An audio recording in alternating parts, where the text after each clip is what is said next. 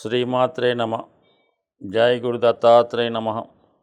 ఈ వీడియోలో మనం మే 1వ తారీఖు నుంచి 15వ తారీఖు మధ్యలో జరగబోయే పక్ష ఫలితాలు కుంభరాశి వారికి ఏ విధంగా ఉండబోతున్నాయి అన్న విషయాన్ని పరిశీలిద్దాం. ఈ నెలలో జరిగినటువంటి గ్రహాల మార్పు చాలా వరకు మరి కుంభరాశి వారికి మేజర్ గ్రహం అయినటువంటి గురువు 4వ స్థానంలోకి రావడం జరిగింది. ఒక విధంగా ధన లాభాధిపతి సాధారణంగా ఏంటంటే ప్రతి రాశి వారికి ధనాన్ని ఇచ్చే గ్రహాలు 2 ఉంటాయన్నమాట. ఒకటి ధనస్థానాధిపతి, 2 లాభస్థానాధిపతి. లాభస్థానాధిపతి బాగున్నప్పుడు జాతకుడికి వివిధ మార్గాల ద్వారా ఆదాయం, మిత్రులు బంధువుల సహకారం లభిస్తూ ఉంటుంది. ధనం సమయానికి ధనం వస్తూ ఉంటుంది ఏదో రకంగా. అయితే 2వ స్థానం అది కూడా ధనస్థానం. అయితే జాతకుడు వచ్చిన ధనాన్ని ఏ విధంగా సద్వినియోగపరుచుకుంటాడో, అందులో ఎంత ధనాన్ని దాచుకుంటాడు, సేవింగ్స్ ఫ్యూచర్ అవసరాలకి దాచుకుంటాడు అన్నది 2వ స్థానం బట్టి చెప్పడం జరుగుతూ ఉంటుంది చాలామందికి. అంటే మామూలుగా ఒక సింహరాశికి ఆ విధంగా ధన లాభాధిపతి బుధుడే అవుతూ ఉంటాడు. అదేవిధంగా కుంభరాశి వారికి ధన లాభాధిపతి జూపిటర్ అవుతున్నాడు. 2 జ్ఞానానికి విజ్ఞానానికి సంబంధించిన గ్రహాలు. వీళ్ళు నిజాయితీగా ధనం సంపాదించే ప్రయత్నం చేస్తూ ఉంటారు.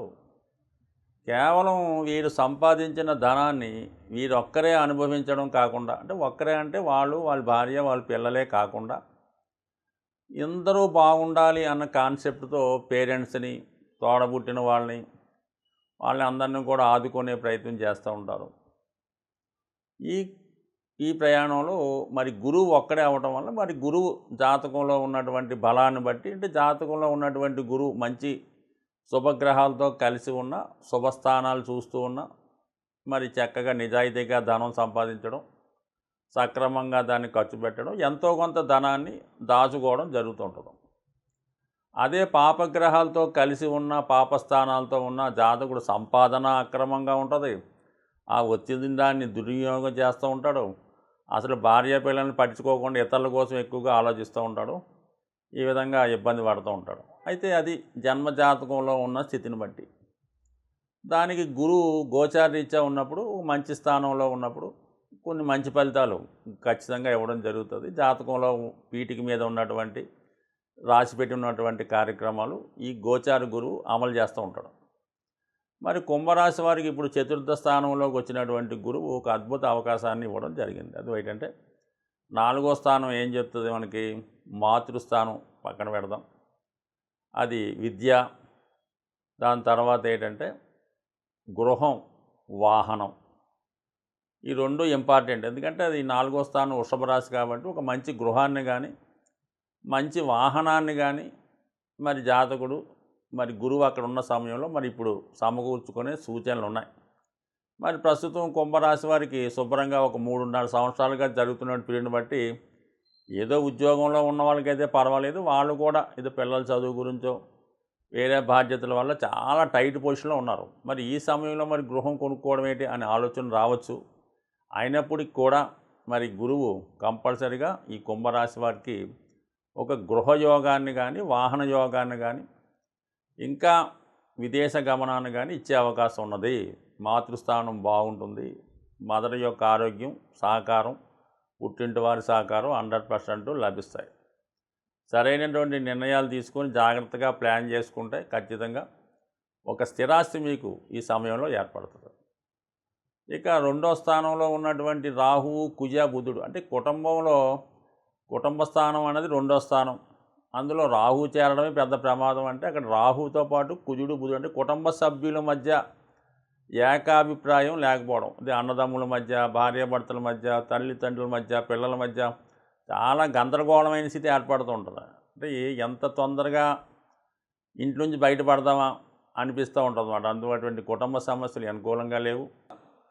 ఈ కుటుంబ విషయాల్లో ఎక్కువగా తలదూర్చకుండా, ఎక్కువగా వివాదాస్పద నిర్ణయాలు తీసుకోకుండా ఎంత తక్కువగా వాళ్ళతో మాట్లాడితే అంత తక్కువగా మంచిది. మౌనమే ఈ సమయంలో మీ సమస్యల నుంచి బయటపడవేస్తుంది. అయితే మీకు రవిగ్రహం అనుకూలంగా ఉంది. తృతీయ స్థానంలో రవిగ్రహ సంచారం, మరి కుంభరాశి వారికి యోగకారకుడు శుక్రుడు 3వ స్థానంలో సంచరించడం వల్ల మీ కుటుంబంలో అధికారంలో ఉన్నటువంటి ఒక స్త్రీ కానీ, ఒక రాజకీయవేత్త కానీ, ఒక పలుకుబడిన వ్యక్తి కానీ మీ యొక్క సమస్యల నుంచి బయటపడే విధంగా మీకు అన్ని విధాల సంపూర్ణ సహాయ సహకారాలు అందించే అవకాశం ఉంది. అలాగే కొంతవరకు ప్రభుత్వంతో కావాల్సిన పనులు ఏమైనా మీకు సంపూర్ణంగా పూర్తయ్యే అవకాశం ఉంది. బట్ ఏదైనా ఈ మిత్రుల సహకారంతో మీరు మీ సమస్యల నుంచి ఖచ్చితంగా బయటపడతారు. అలాగే అష్టమ స్థానంలో ఉన్నటువంటి కేతుగ్రహ సంచారం, 2వ స్థానంలో ఉన్నటువంటి రాహు, ఇవన్నీ కూడా ఆర్థిక విషయాల్లోనూ కుటుంబ విషయాల్లోనూ కొన్ని అనుకోని అవమానాలు, మాట పడి రావాల్సిన జరిగే అవకాశం ఉంది. కాబట్టి సాధ్యంత వరకు మరి కొంత సహనం వహించండి. ఎక్కువగా ఈ నెలంతా కూడా శివుణ్ణి ఆరాధించడం, శివనామస్మరణ చేసుకోవడం, వీలైతే శివుడికి చేతనైనంత విధంగా అభిషేకం చేసుకోవడం వల్ల మనశ్శాంతిగా ప్రశాంతంగా ఉండే అవకాశం ఉంది. సాధారణంగా గ్రహాల యొక్క దోషాలు మనకి ఇబ్బంది పెడుతున్నప్పుడు దానికి వివిధ మార్గాల ద్వారా పరిహారం చేయడం జరుగుతుంటుంది. ముఖ్యంగా వివాహం ఆలస్యం అవుతున్నా, ఆర్థికపరమైన సమస్యలున్నా, ముఖ్యంగా ఆరోగ్యం బాగోపోయినా ఎక్కువగా శివుడికి వివిధ రకాలుగా అభిషేకాలు చేయడం వల్ల ఆ సమస్యల నుంచి బయటపడడం జరుగుతూ ఉంటుంది. అది ఇది కన్యాపాశుపతం అని, వరపాశుపతం అని వాటి స్థాయిని బట్టి ఉంటుంది. ఇప్పుడు కామన్గా ఇప్పుడు ఉన్నటువంటి ఎండాకాల సీజన్ ప్రకారం అందరికీ ఉపయోగపడే రెమెడీ ఇది. ఈ మామిడి పళ్ళు సీజన్ కాబట్టి మంచి మామిడి పళ్ళ యొక్క రసాన్ని తీసి అది శివుడికి అభిషేకం చేయడం వల్ల మరి గురుగ్రహం ద్వారా వచ్చినటువంటి ఇబ్బందులు ఖచ్చితంగా తొలగే అవకాశం ఉంది.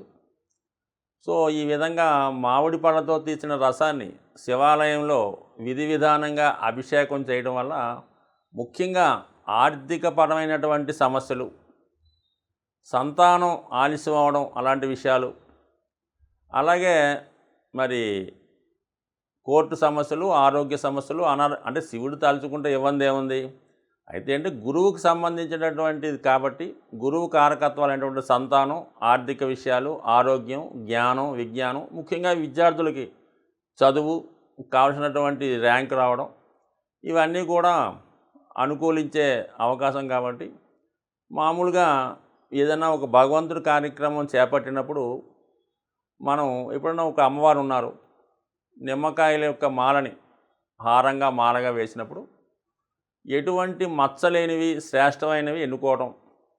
అలాగే ఇప్పుడు ఈ మామిడి పళ్ళు కూడా మరి భగవంతుడు సమర్పించాయి కాబట్టి ఏమాత్రం పాడవకుండా చాలా శ్రేష్టమైనవి, ఒరిజినల్గా పండినవి, అంటే ఏదో రంగు వేసి పండించినవి కాకుండా ఒరిజినల్గా పండినవి రసం పిండి ఖచ్చితంగా మీకు విధి విధానంగా అభిషేకం చేయడం వల్ల 100% ఫలితం రావడం అనేక వేల జాతకాల్లో ప్రూవ్ అవడం జరిగింది.